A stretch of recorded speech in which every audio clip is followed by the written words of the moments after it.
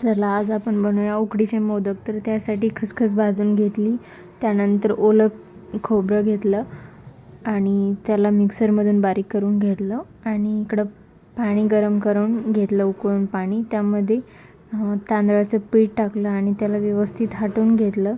त्यानंतर त्याला परातीत घेऊन व्यवस्थित मळून घेतलं पिठाला आणि नंतर गूळ घ्यायचा, गुळाला बारीक करायचं.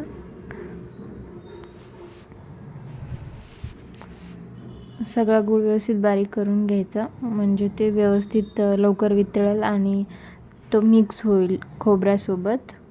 मग त्याच्यात खसखस टाकून घेतली पातळ गुळामध्ये आणि खोबऱ्याचा खीस टाकला. त्यानंतर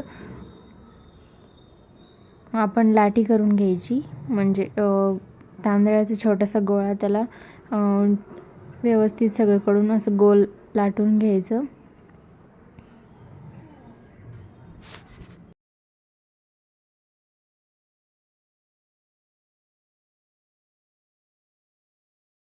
गोल झाल्यावर मग त्याला व्यवस्थित सगळीकडून कळ्या पाडून घ्यायच्या.